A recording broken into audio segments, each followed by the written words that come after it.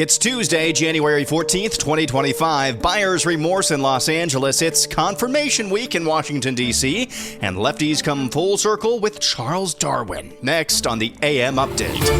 The biggest threat, I think, for all of us remains the lone actor. I have the authority with respect to certain officials to suspend them from their office if they are neglecting their duties. Let's get something in mind about the border. When I became president, the numbers came way down. You can count on worksite enforcement coming back. China's cyber program is by far and away the world's largest. The word Islamophobia was invented so that gullible Europeans could be conditioned into thinking that we could import hundreds of thousands, if not millions of men. At least 24 people have died and more than a dozen others remain unaccounted for as multiple wildfires fueled by severe drought conditions and strong winds continue to rage across the Los Angeles area. Thousands of firefighters are battling wildfires across 45 square miles of densely populated Los Angeles County. About 92,000 people remain under mandatory evacuation orders and another 89,000 are under evacuation warnings. The Palisades fire, which began in the Pacific Palisades on January 7th, has destroyed about 5,000 structures.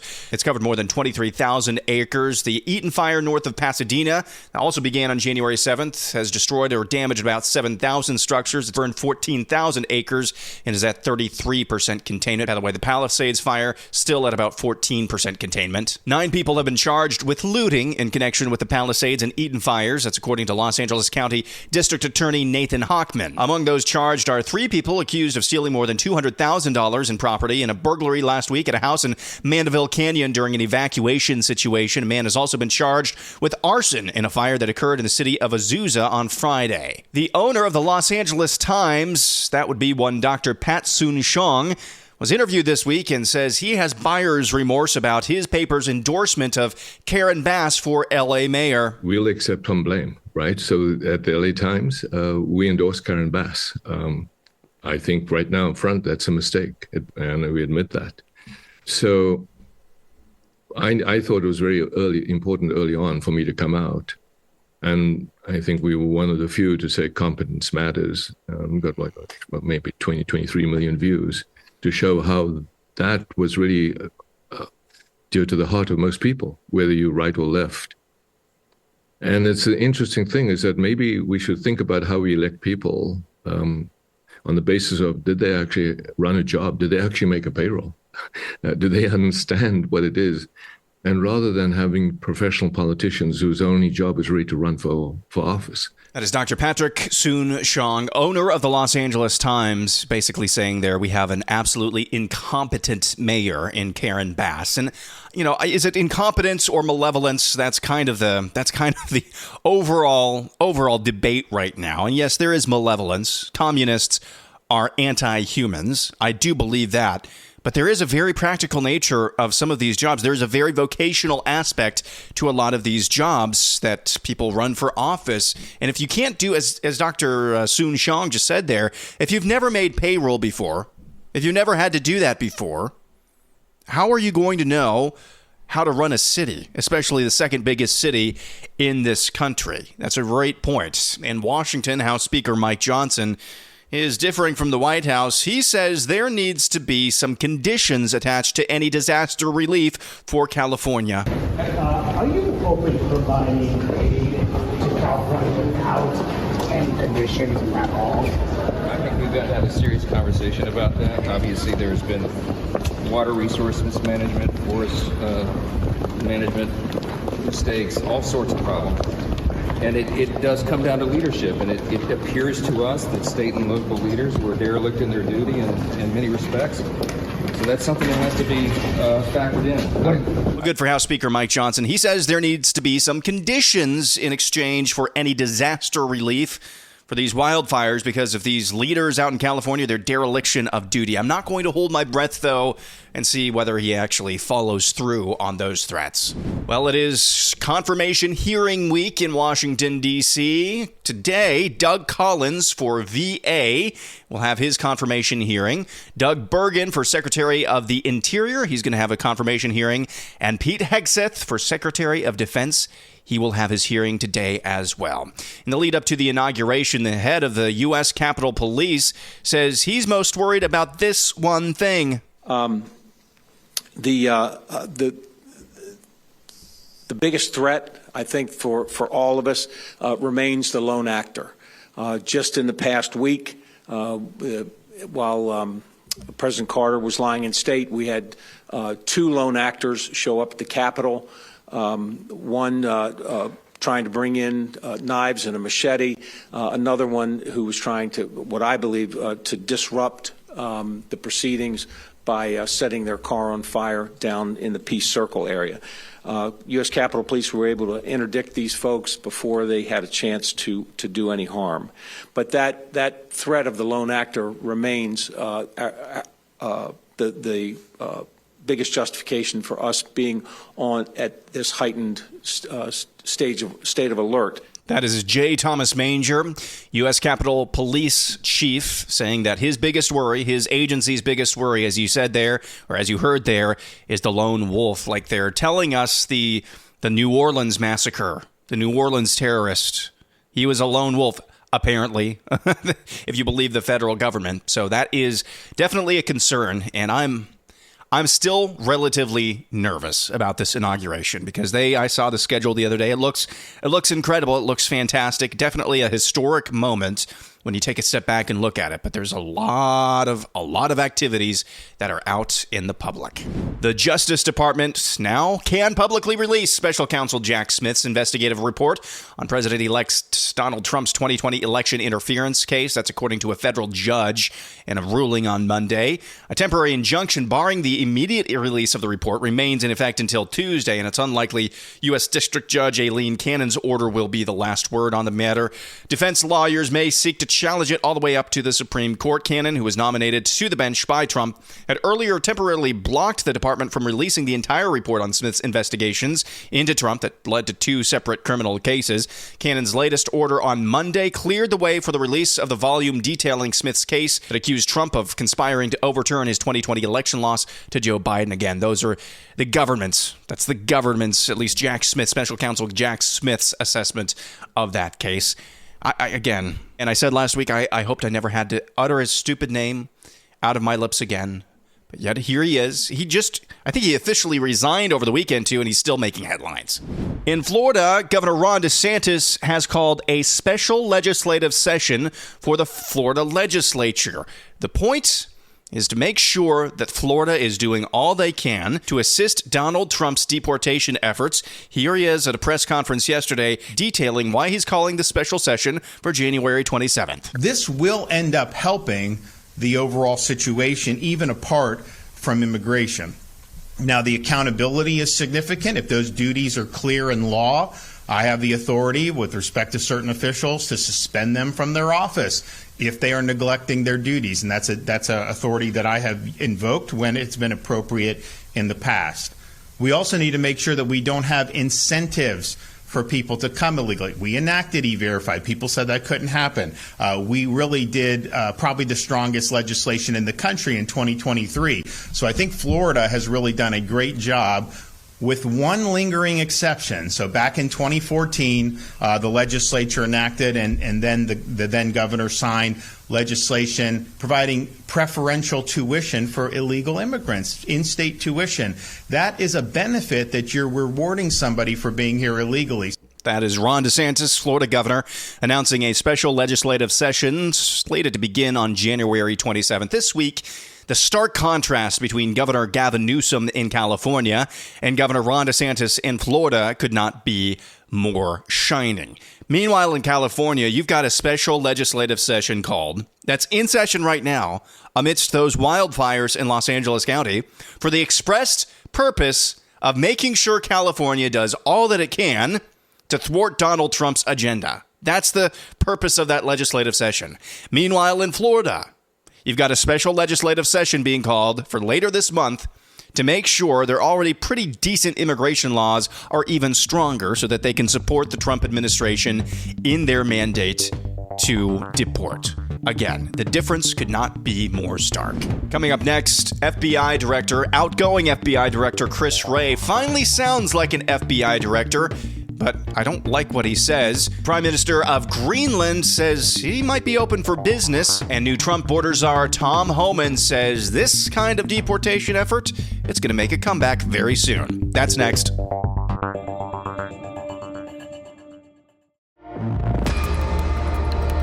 China's cyber program is by far and away the world's largest, bigger than that of every major nation combined. That is outgoing FBI Director Chris Wray with a sort of an exit interview on CBS News' 60 Minutes, talking about the specter of China's cyber capabilities. And Chris Wray, again, from going from full-on woke, just oozing out of his pores for the 4 years during the Joe Biden administration.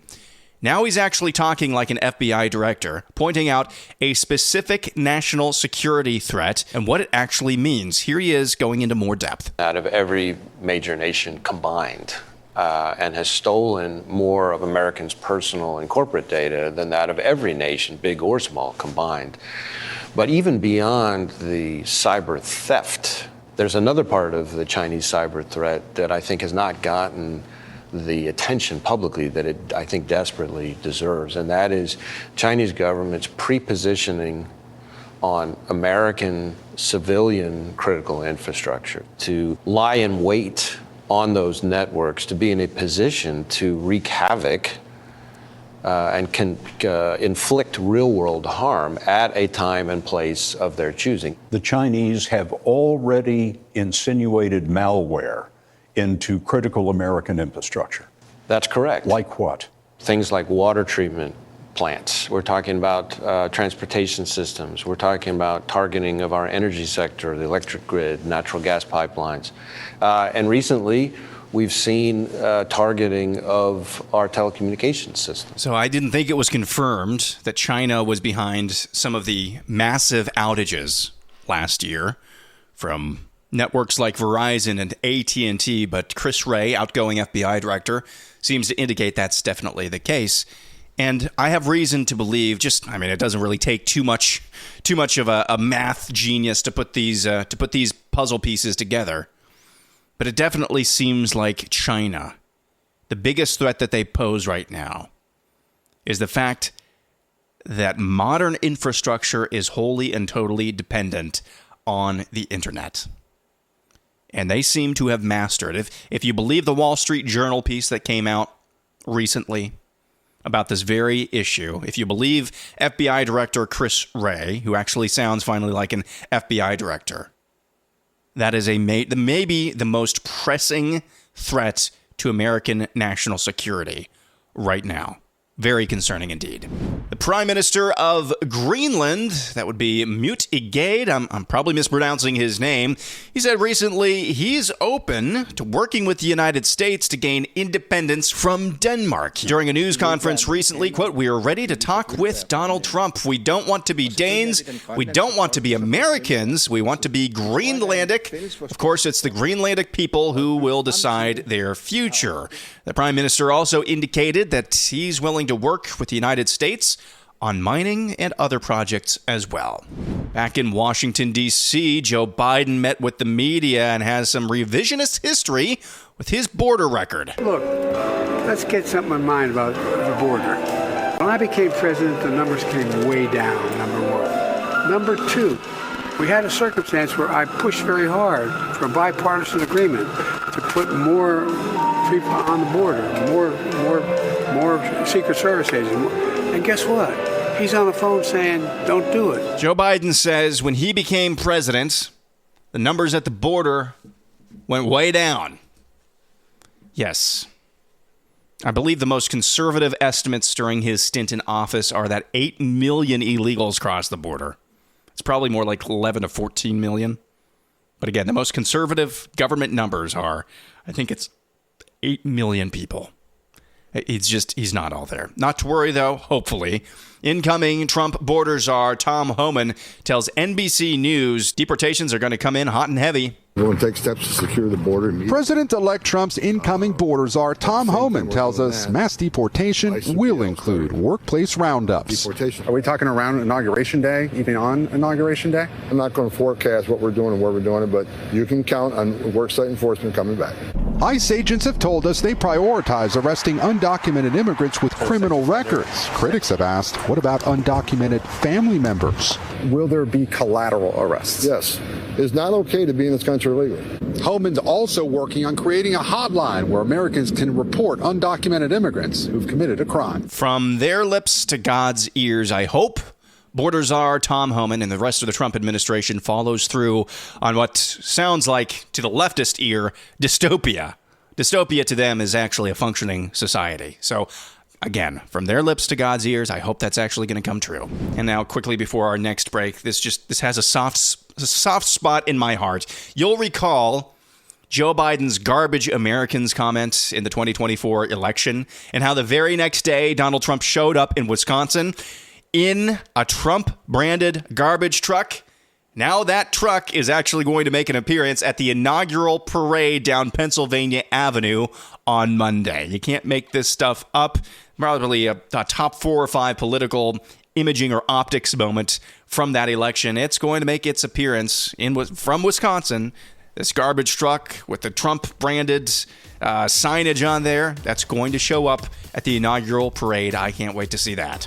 Coming up next, creep gets arrested. Lefties come full circle with Darwin, and why young men have been given a false choice. That's coming up next.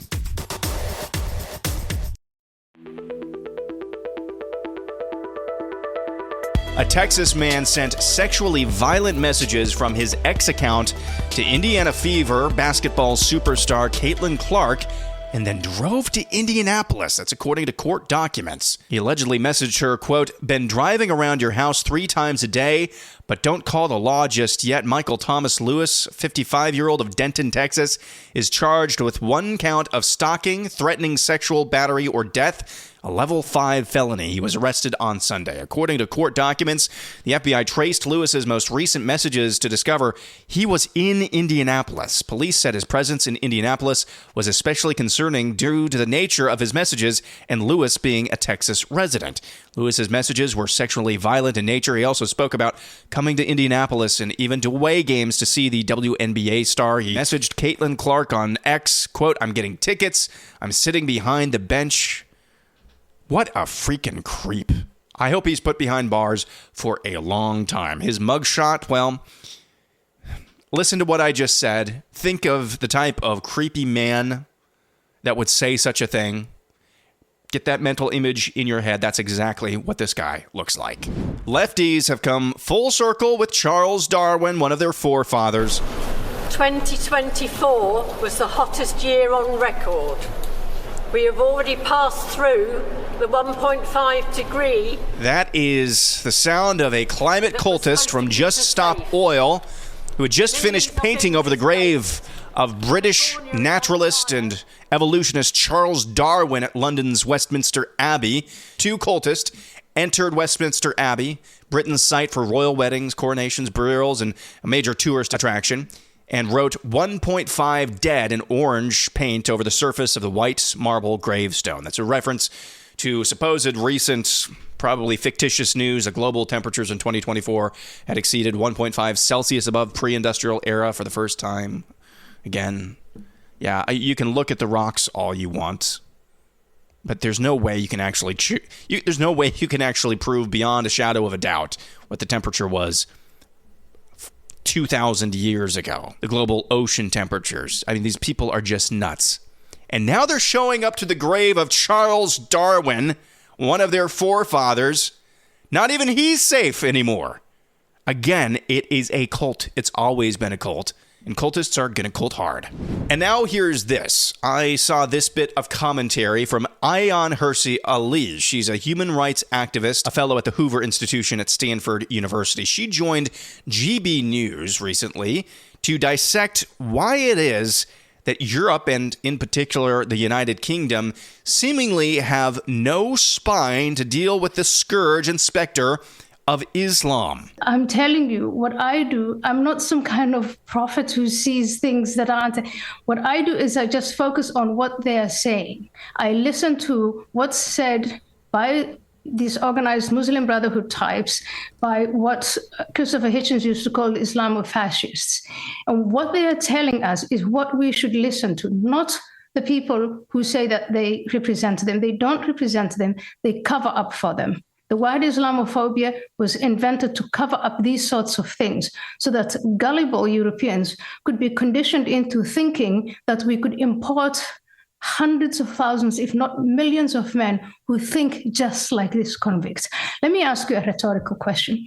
In the last 6 months, or maybe even 12 months, we have seen in so many European cities, weekend after weekend, 100,000 men strong, who are opposed to and protesting against a geopolitical issue that happened somewhere else, thousands of miles away. But these so-called grooming, which are rape gangs, actually, that's happening within these communities, not just Pakistani. Pakistani, they're prevalent. They're the largest number who have been caught doing it. But it's happening among people from Somalia, men from Afghanistan, men from Iraq. It's Muslim men in general, not all Muslim men, but large numbers of them. If those communities are opposed to what these men are doing, why are they not organizing protests, distancing themselves from these sorts of things? This was going on for decades. That's the question the British people and other Europeans are afraid to ask. Because if you ask that question, the logical answer is they don't belong here. That is human rights activist Ayaan Hirsi Ali, fellow at the Hoover Institution, discussing why it is that the European Union countries and the United Kingdom cannot seemingly grasp the problem with importing hundreds of thousands, as she said, if not millions of Muslim men into their countries. And you just heard her answer the question at the end there. It is gross cowardice. Gross cowardice. These people have bought the lie of this made-up word called Islamophobia, which was invented, she says, so that gullible Europeans could be conditioned into thinking that you can just import third world savages into your country with no consequences. And boy, howdy, the United Kingdom is experiencing some of those consequences as we speak. And finally, air analysis. The topic du jour over the weekend, at least when it comes to right-wing circles, is one Andrew Tate. He's in the news because Benny Johnson, one of the foremost right-wing influencers online, had him on his show. Had Andrew Tate on his show. Also had presidential counsel Alina Habba, that's President Trump's lawyer, on the show as well. And Alina Habba just gushed over Andrew Tate. Well, who is Andrew Tate? I didn't know who he was prior to like 2 or 3 years ago. He is a very successful kickboxer. That's how he kind of came to fame. Now he's an influencer in his own right. He's also bragged about exploiting women for the production of pornography. He's also been charged with human trafficking. I believe his current girlfriend, or maybe even his wife now, he brought her in to Romania. That's his home country. He brought her in when she was 15 years of age and just groomed her. He is on camera beating a woman, at least one woman. He just has... It's not low regard for women. It's no regard for women. But he is held up. He's held up as some sort of picture or example of masculinity. A slap in the face of the matriarchy, the longhouse, as some people put it. Well, this was a debate over the weekend. Of course, Benny Johnson responded to critics of him having Andrew Tate on his show by saying, "Hey, since when are you against deplatforming?" You know, maybe Andrew Tate has had some sort of come to Jesus moment, but I don't think a pornographer and somebody who has bragged about exploiting women for his own gain, I don't think, even if you've had a come to Jesus moment, that means you get to be held up and held up as an example of masculinity anytime soon. Again, I'm giving him maximum benefit of the doubt that he probably doesn't deserve. That prompted Nancy Pearcey over the weekend. You've probably heard that name. She's a really well-known author in evangelical and Protestant circles. Nancy Pearcey. She posted the following. A former graduate student of mine now teaches at a high school, and she sent me an email saying all my male students are fans of Andrew Tate. They are even including quotes from Andrew Tate in the yearbook. I asked, where do you teach? At a classical Christian school. Piercy finishes and concludes her tweet or post by saying, even Christian young men are being drawn in by these online influencers if we don't offer them a healthy, attractive, biblical model of masculinity. She's right on the money there. Because here's the problem. Benny Johnson is a right-wing influencer. There's a lot of right-wing influencers who are, let's just say, from my perspective, shady at best. I don't really expect him to do right, to actually have some sort of moral underpinning, an ethical underpinning. He's just chasing money, chasing clout. Okay, that's just the game. Hate the game, not the player in this case. But young men in this country, particularly young Christian men, young white Christian men, have been given two choices. They're both false choices in modeling masculinity. The first choice is Mike Pence's Pious Eunuch University, where you get a perpetually furrowed brow instead of a diploma. That perpetually furrowed brow equips you to look on in disapproval of evil while you do absolutely nothing to stop it. I'm describing an archetype here. Mike Pence fits that archetype perfectly. The second option they're being given now, predominantly white young men, white Christian young men, is Andrew Tate's Genghis Khan Institute for Masculine Studies, where you learn to conquer all that's in your path. You spread your seed far and wide, and where virtue is gay. Neither of those options are actual masculinity, of course. It's an absolutely abject failure of the American church, an abject failure of pastors in American churches, and most of all, it's an abject failure of fathers. If the archetype of a father was more ubiquitous, one man married to one woman, and that husband loves his wife, is infatuated with his wife, but does not let his wife rule over him. A man who lays down all to provide for his family with zero complaining, and a man who is ready, willing, and capable of exacting violence in the defense of his family, but also a man who does not look for occasions to exact violence. If that archetype that I just described to you was more ubiquitous in the homes of, let's just limit it to Christians now. If that guy was more ubiquitous in America, we wouldn't even be having this conversation. It wouldn't even be a temptation to elevate somebody like Andrew Tate. But when given the choice between an Andrew Tate that really evokes an image of excitement, adventure, conquest, and Mike Pence, who just evokes an image of somebody who is totally neutered, why are you surprised when young men are choosing the former? And why the attention paid to the young men of this era? We're talking about the Zoomers primarily.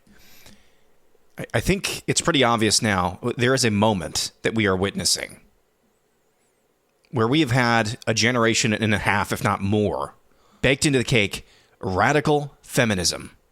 Everything is feminized. Why do I focus on young white men? Because they have the double whammy. Not only are they demonized because of what's between their legs, they're demonized by the color of their skin, increasingly so. And I think there is an appetite for something different. They're fed up with being labeled as intrinsically evil because of immutable aspects of how they were created. So they're looking for something else other than the emasculated, feminized man that the American church has put forward for over a generation now. That'll do it for a Tuesday. Back at it again tomorrow. Keep a heads up and eyes out for your poll of the week over on X. That should be up later today. I'm Aaron McIntyre, and this is the AM Update.